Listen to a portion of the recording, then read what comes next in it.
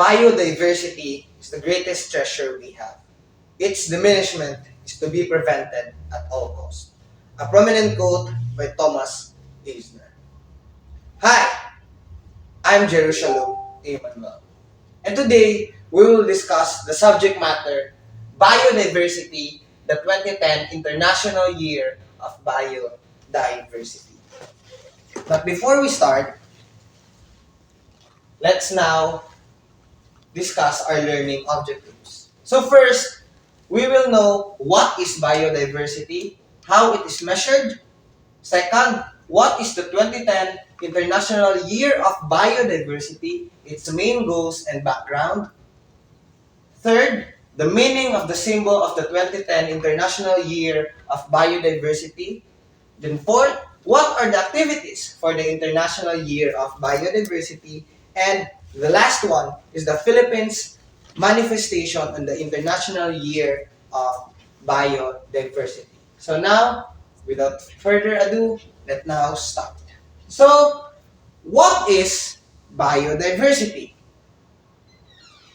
Biodiversity, or also called as biological diversity, is the variety of life found in a place on Earth, or often the total variety of all life and natural processes on Earth, including all living things from microscopic bacteria to large animals and small plants. So, from the word biodiversity, bio means life. For example, biology, the study of life. But bio means life. And then diversity means the state of being diverse, or in other words, it is synonymous with the word variety. So, biodiversity is the variety of life.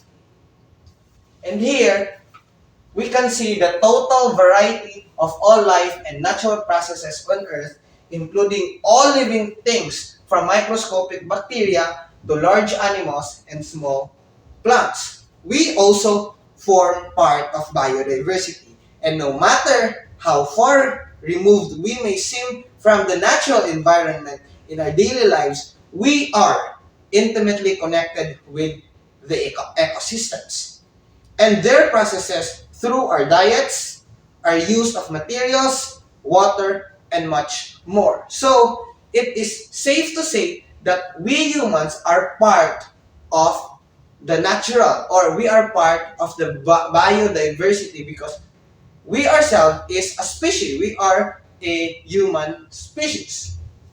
And then, let's have an example. In this image, this is an image of a biodiversity. So in the image or the photo, you can see on the screen how many species you can see in this picture. So, if I were to answer, we have a fungus or the mushroom, we have the plant species, we have the grass, we have the flowers, and if we have the microscope, we can see the tiniest microorganisms here in this image. So, Earth's biodiversity is so rich that many species have yet to be discovered. Many species are being threatened with extinction due to human activities, putting the Earth's magnificent biodiversity at risk. So next is, what is the common measure of this variety, or how we can measure the variety of the species in an ecosystem? So we call the species richness. Again, we have the species richness. It is the total number of different species in an area. So, for example, here above, we must have a total number of how many species in this picture or in a total area. So, example for that is Colombia and Kenya. Each have more than 1,000 breeding species of birds, whereas the forests of Great Britain and of Eastern North America are home to fewer than 200. A coral reef of Northern Australia may have 500 species of fish, while the rocky shoreline of Japan may be home to only 100 species. Such numbers capture some of the differences between places. The tropics, for example, have more biodiversity than temperate regions. So we are blessed here in the Philippines. We are in equatorial, or we are located in the center of the Ecuador or equator, and we have a climate that is tropical climate. So most of the tropical countries have rich biodiversity. It is because more plants, more species. When we say animals, we have marine, we have the aerial or birds, and we have the land animals. So here in the Philippines, we are so blessed with these natural resources, with this variety of species that we have that must be cared of by the Philippine government, and we ourselves must protect those species and rich biodiversity. So now let us proceed to the, here is the example kanina, and then let's proceed is what is the 2010 International Year of Biodiversity, its main goals and backgrounds. So, the 2010 International Year of Biodiversity has a slogan. And let's read this. Biodiversity is life. Biodiversity is our life. So that is the slogan of the 2010 International Year of Biodiversity. So this program is the campaign Raise Awareness. So remember, it is to raise awareness about the value and importance of the diversity of life on our planet. And it instilled a sense of wonder, of discovery, and ultimately of individuals and collective action for more sustainable relationship between human communities and the ecosystem of the world. So the 2010 International Year of Biodiversity is all about the awareness about the value and importance of the diversity of life in our planet. Not just in Philippines, not just in America, but all around the world. It was a year-long celebration of biodiversity and its importance, taking place international in 2010, coinciding with the state date of 2010 diversity target. The year was declared by the 21st session of the United Nations General Assembly in 2016. So here it is. And then it was meant to help raise awareness of the importance of biodiversity through, remember, we have activities, events to influence decision makers and to elevate biological diversity nearer to the top of the political agenda. Because sometimes modernization or of science and technology is eclipsing the basic tenets of social and ethical moral principles that the nature must be protected and saved, and we must have a sustainable planning to have that kind of healthy environment for the next generation. And then, now let us proceed to the main goals of 2010 International Year of Diversity. So, we have 5 main goals of the 2010 International Year of Diversity, starting from number 1, enhance public awareness of the importance of conserving biodiversity and of the underlying threats to biodiversity. It is important to conserve biodiversity through awareness. Remember, sabi pa nga ni Kuya Kim, knowledge is a power. Knowledge is a power that awareness must be started so that we humans are aware and knowledgeable enough about the degrading or decreasing biodiversity that that human activity causes. And then next is we must know the underlying threats of biodiversity. Remember, there are threats. There are threats. Climate change, global warming, the the stronger the typhoons and other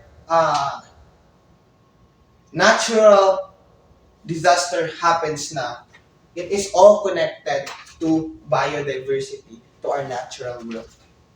The next, number two, is raise awareness of the accomplishment to save biodiversity that had been realized by communities and governments. Yes, it is true. Uh, Local government efforts and local communities, governments efforts must be recognized so that many many communities will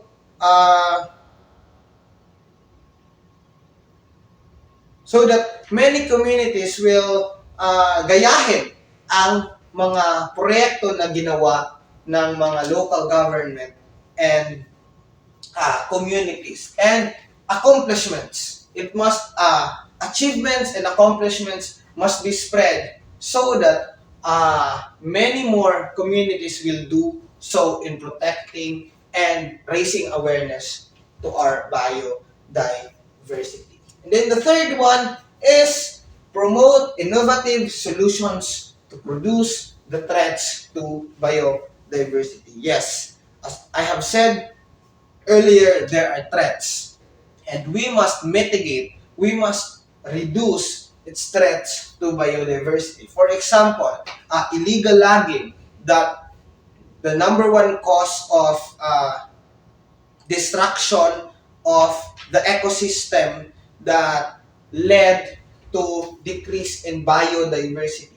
That threats are the landslides. That threats are the uh, spreading of viruses through the animals going to another place, and then spreading its viruses. So we must reduce the threats because if we will reflect, yes, human activities will destroy the natural world.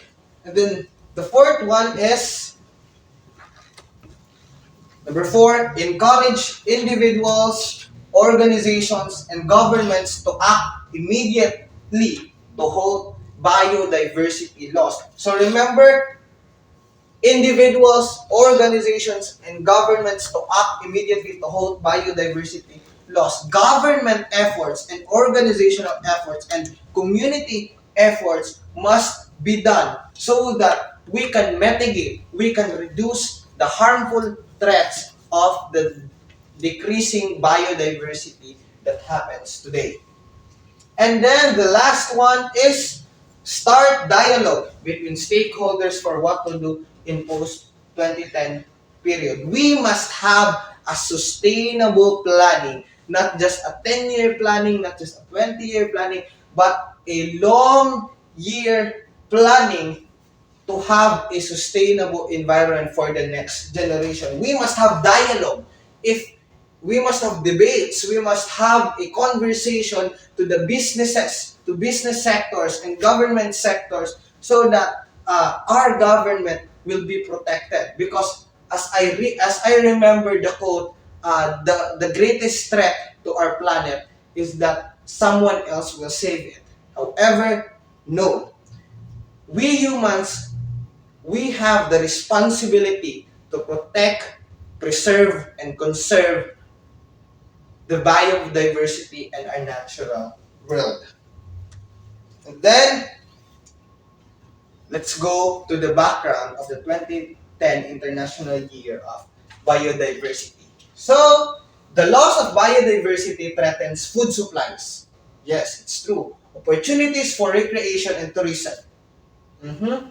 And sources of wood, medicines, and energy. It also interferes with essential ecological functions. On December 2006, the United Nations General Assembly declared 2010 as the International Year of Biodiversity. Resolution 61 over 203. And then it coincides with the 23-year planning. And then, yes, 20 biodiversity target at the World Summit for Sustainable Development. And take note the place, Johannesburg in 2002. It designated the Secretariat of the Convention on Biological Diversity, remember CBD, Convention on Biological Diversity, as the event's focal point. Based in Montreal, Canada, was coordinating the International Year of Biodiversity campaign. So it is established at the Earth Summit in Rio de Janeiro in 1992. The Convention on Biological Diversity is an, remember, international treaty for conservation and sustainable use of biodiversity and equitable sharing of the benefits of biodiversity.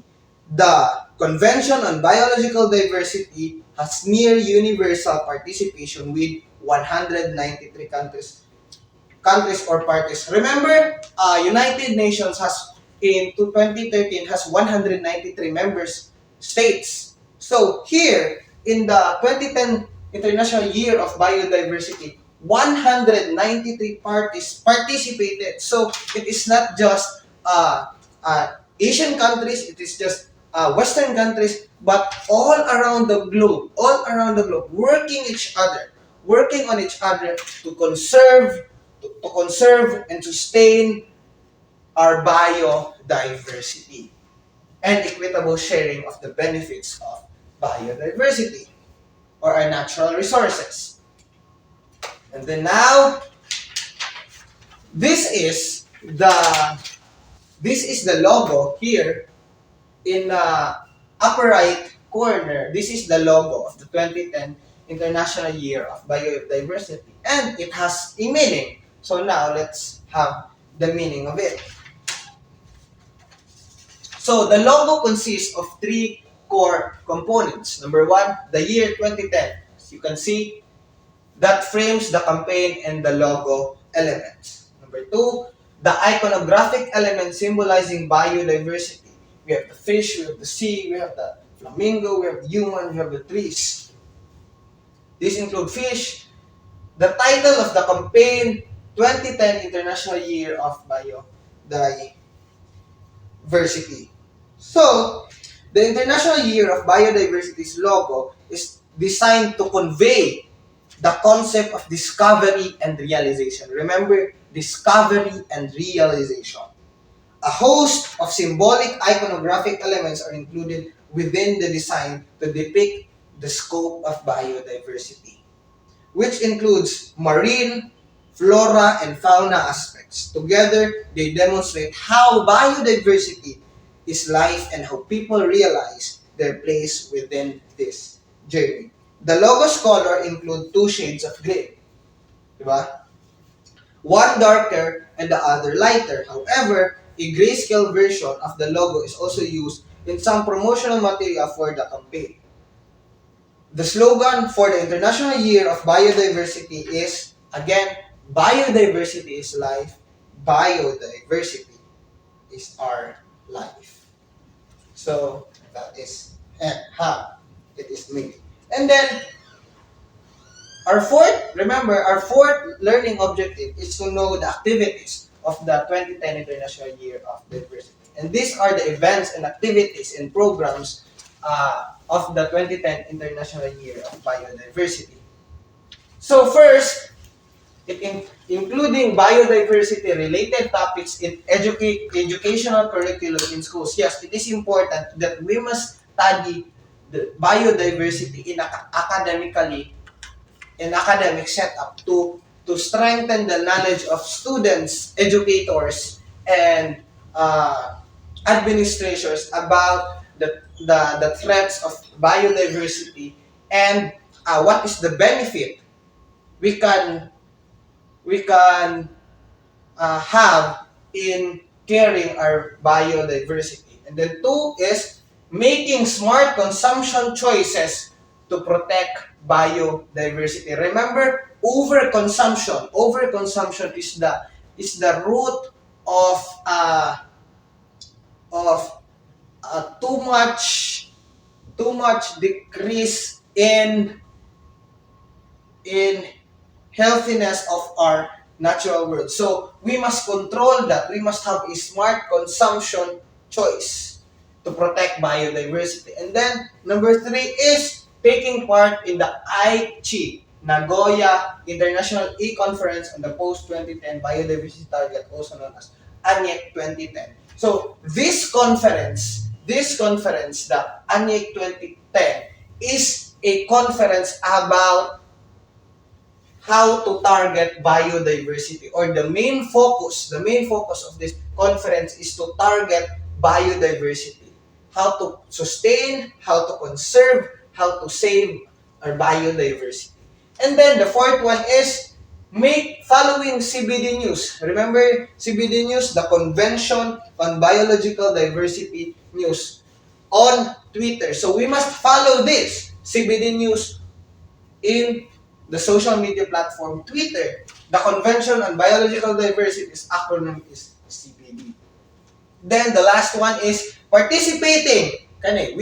We must have an application in the green on the green wave, a multi-year global campaign that gives children and young people the chance to raise awareness about biodiversity and need to reduce its loss. So it is important that young people must be strengthened and educated about this biodiversity, so that as they progress in life, they have a strong foundation that our natural world, or the biodiversity, is a blessing from God that must be conserved and protected.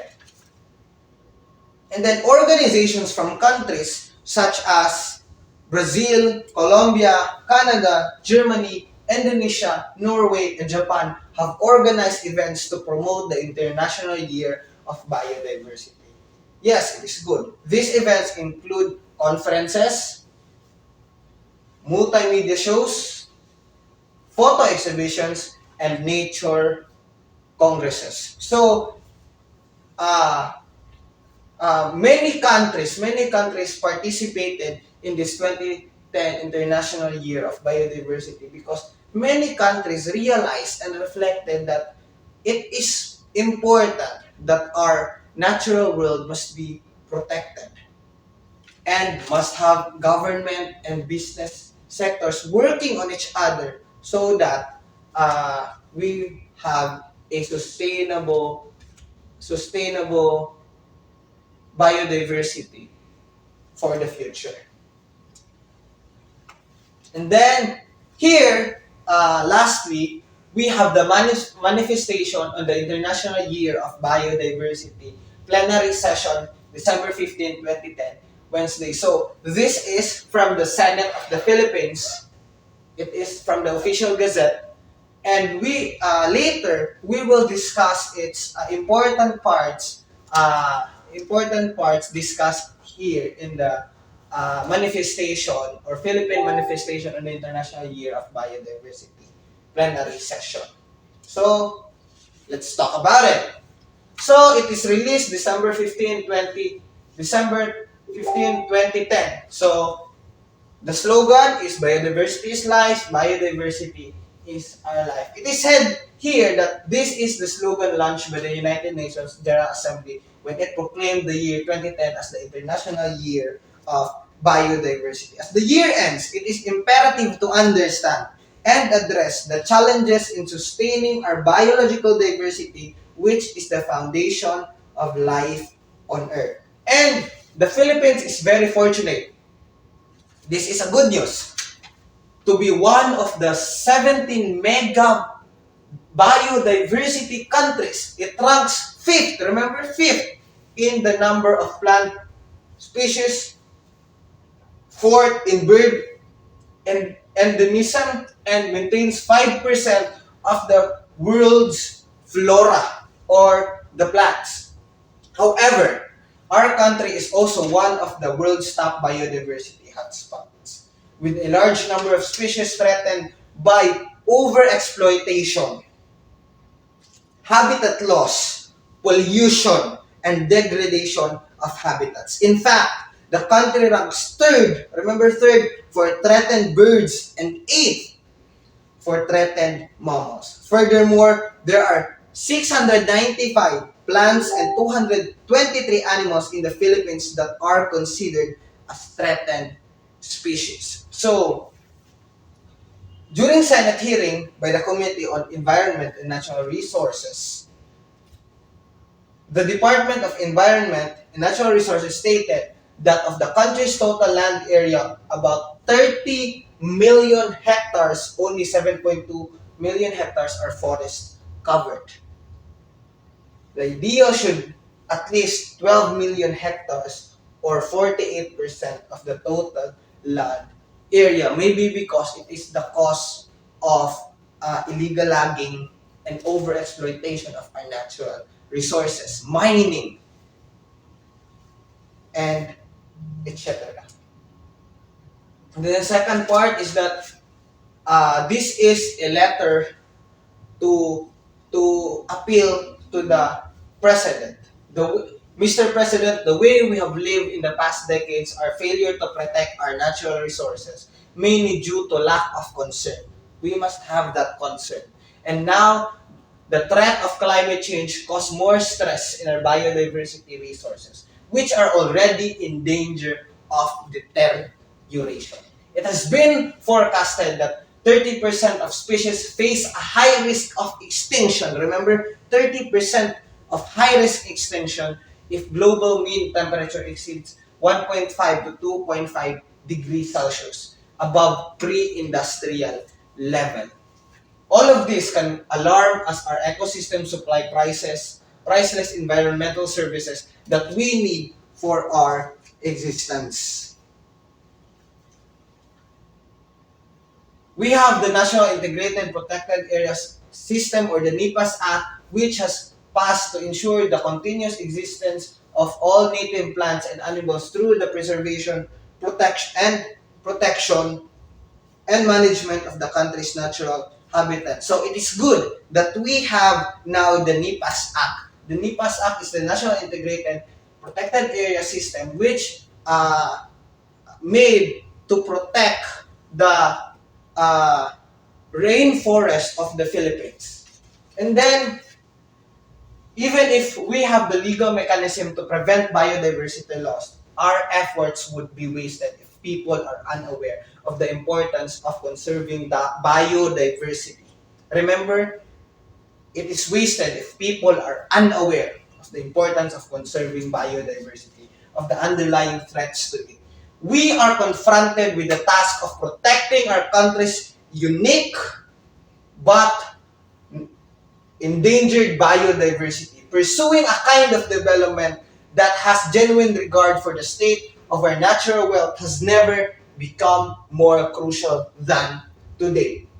The ecological clock is ticking away. The challenge is for all of us to make our environment cleaner, greener, and safer for future generations. If we do not act today, tomorrow may be too late. So, in conclusion, I may say to this, I may give you an example. If a farmer sees an unhealthy tree, they will not look at the branches, but they will look at the root. So like farmers, we must not look at the branches of government, not to the politicians run by corporations. We are the root, we are the foundation, and this generation must take care of our planet. We must globally warm our hearts and change the climate of our soul and realize that we are not a part of nature, but we are nature. And to save nature is to save us. And to betray nature is to betray us. So whatever we are fighting for, racism, poverty, feminism, gay rights, or any type of equality, it won't matter in the least. Because if we don't work together in our environment, we will be equally instinct. So, these are my references. And once again, thank you for listening. I hope you learned something significant today. And I hope that we must have a cleaner, greener, and safer environment for us and for the future generation. Once again, I'm Jerusalem Emmanuel signing off. Bye-bye.